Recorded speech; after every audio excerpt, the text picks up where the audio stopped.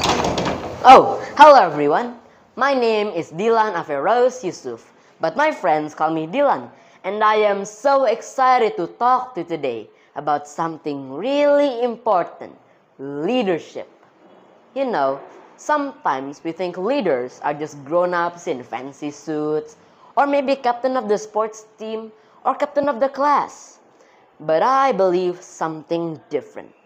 I believe everyone, even us, can be leaders.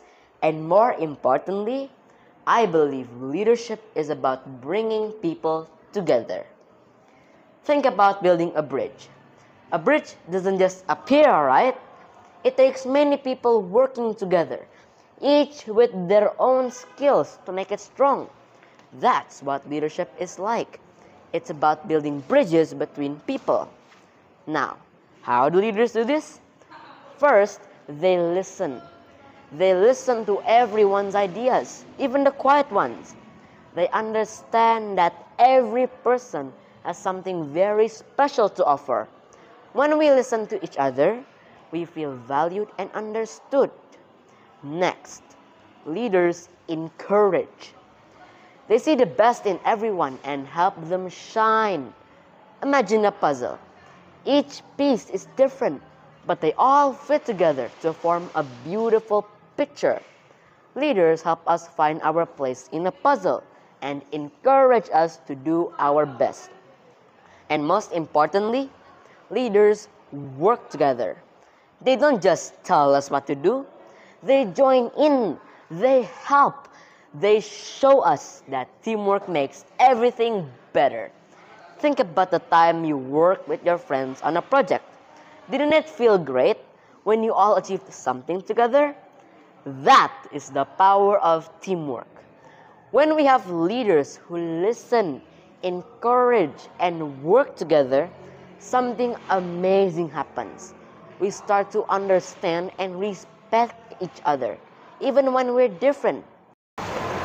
I had the chance to experience this firsthand during a school project. My classmates and I had to organize a charity event and showcase a leadership project at the same time. At that time, my team should present a puppet show that is inspired from one of the recommendation books. At first, we had many different ideas, and we couldn't agree on one plan. It felt like we were going in different directions. On the other hand, my schedule was also very hectic because I had to do a painting auction and a talent show. It was really difficult to manage my time, but all of my friends showed their empathy, kindness, and understanding by supporting me to manage my attendance. I remember last time during the process of making the puppet show project, we argued a lot with each other, as my teammates felt one of our friends didn't show any effort to help or support the project. He didn't make any script, didn't help finish the poster, he didn't even make any decoration during the school time. Even though it was difficult to contact him, which led the other team members disappointed, I tried to convince the other teammates that every house, every parent might have different rules about time management, especially rules to use gadgets at home. So I believe he didn't have any intention to delay the project, and I convinced my teammates to give him tolerance. Giving him a chance to shine actually helped us understand the diversity and finding a missing piece in a puzzle. In fact, on the day of showcase presentation, he shined well by taking his part to play the puppets quite expressively. He completed the missing piece on the puzzle. On the other hand, one of our girlmates was too shy to present to the public. She was very quiet and not confident in doing such storytelling or puppet shows.